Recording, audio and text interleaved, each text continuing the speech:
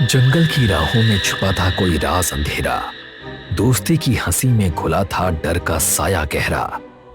मेहंदी की खुशबू में बहता खून बन गया निशान।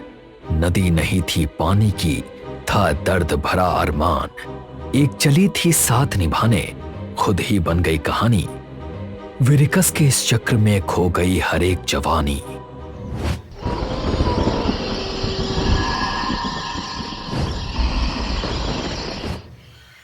शाम का समय होता है।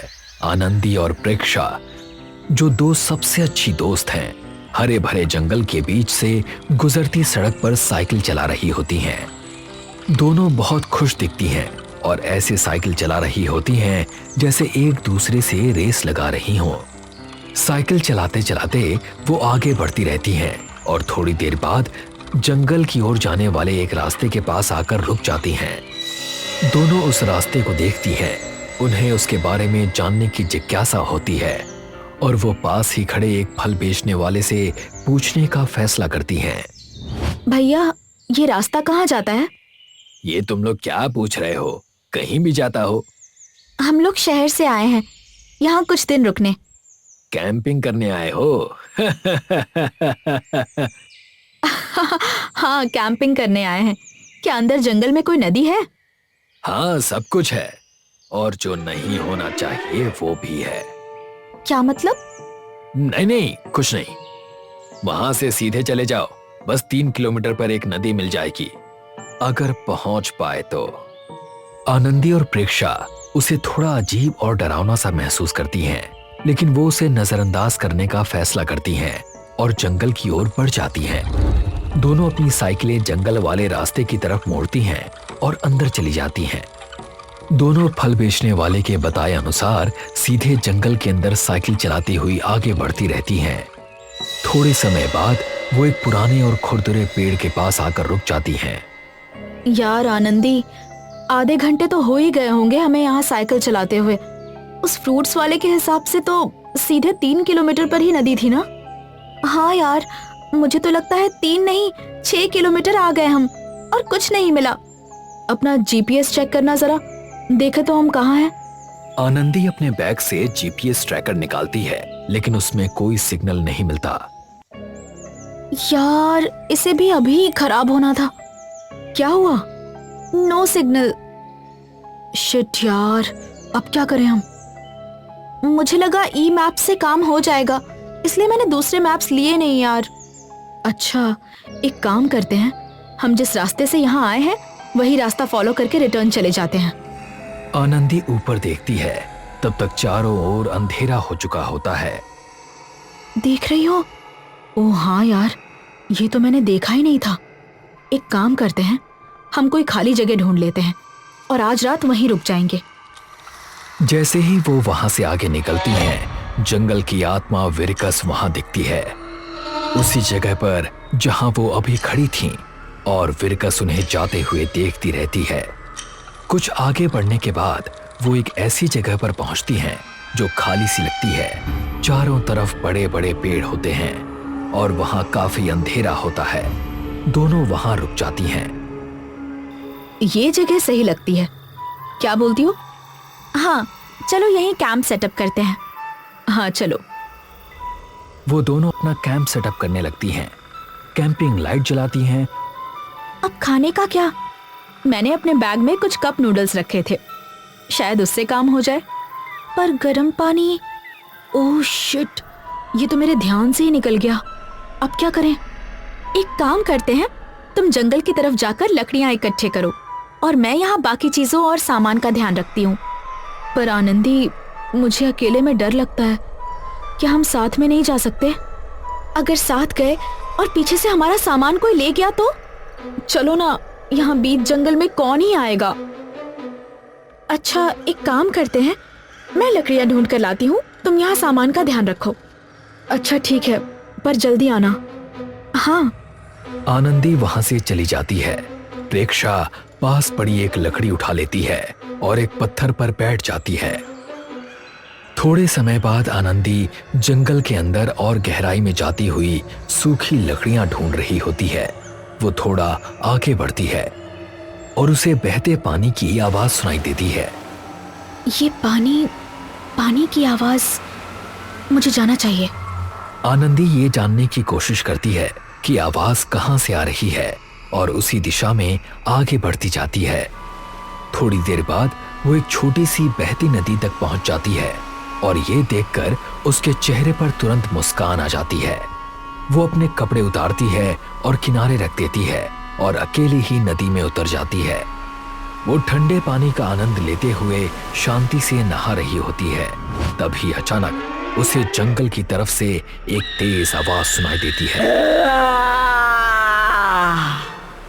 वो तुरंत उस ओर मुड़ती है और देखने लगती है कि वो आवाज कहां से आई है।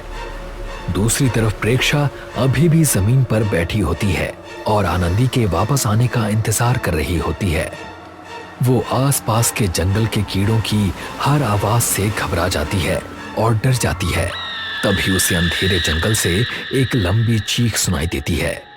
वो तुरंत डर कर खड़ी हो जाती है और अपने हाथ में लकड़ी पकड़ लेती है।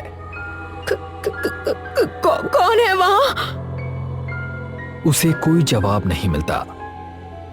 कौन है? तभी अचानक कोई पीछे से उसके कंधे पर हाथ रखता है।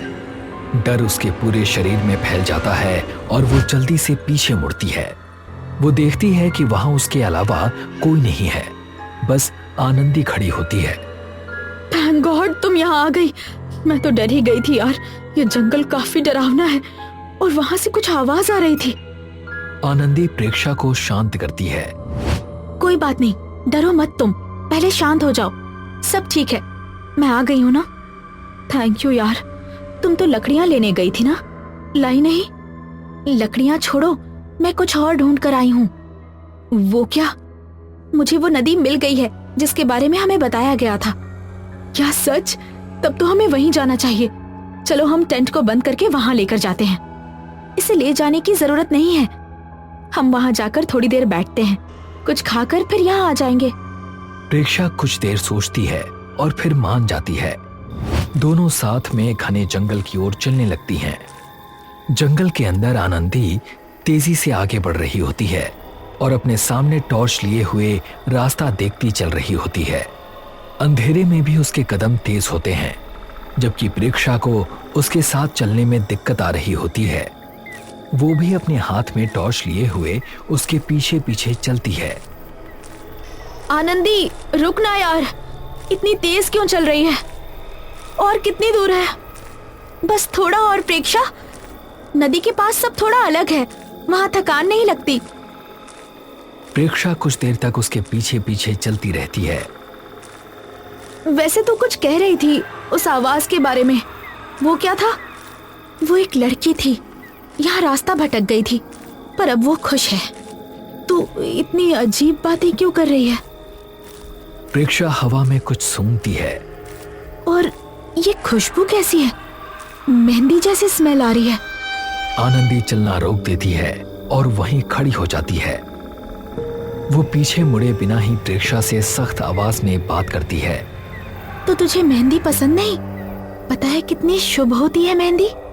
चल चल, अब ज्यादा डरा मत, ये भूत वूत की बातें अब पुरानी हो चुकी हैं। प्रेक्षा को ये मजाक लगता है और वो ये कहते हुए आनंदी के आगे निकलकर चलने लगती है।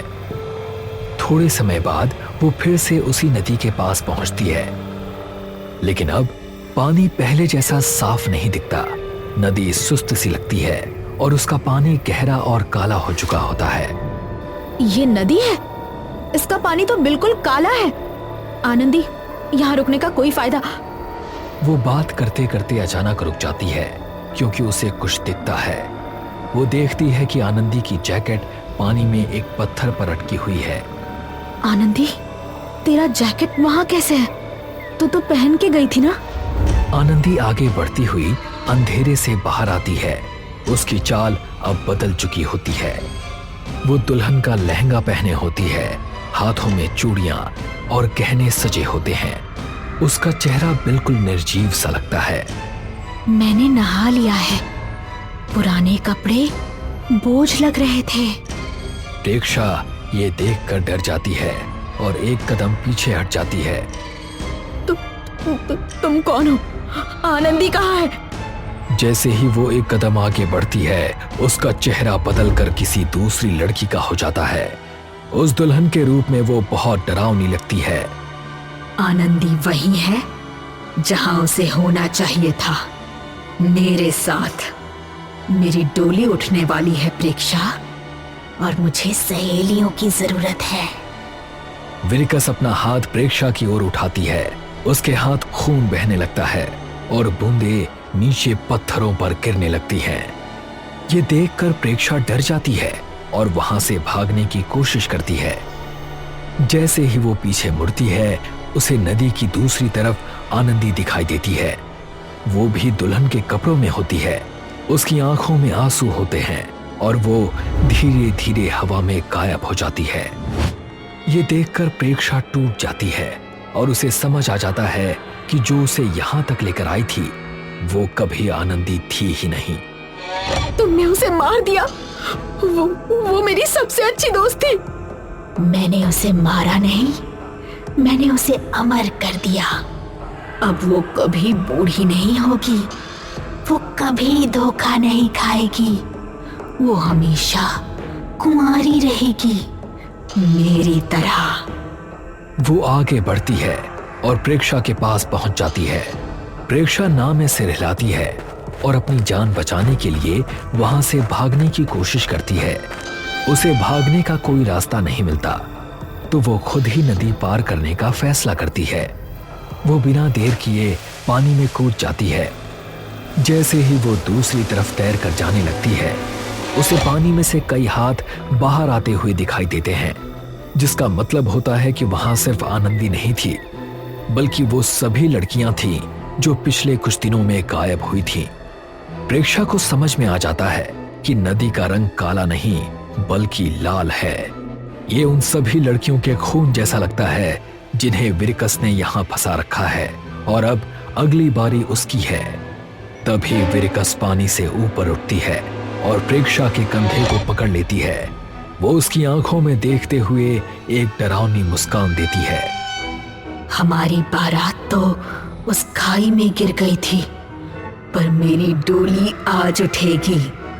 चलो मेरी सहेली बनो। नहीं नहीं नहीं। यहीं पर रात खत्म हो जाती है। अगले दिन दो लड़कियां उसी जगह पहुंचती हैं जहां से घने जंगल की ओर जाने वाला रास्ता शुरू होता है, और वो उसी फल बेचने वाले के पास जाती हैं। भैया, ये रास्ता कहाँ को जाता है? कैंपिंग करने आई हो? हाँ, कैंपिंग करने।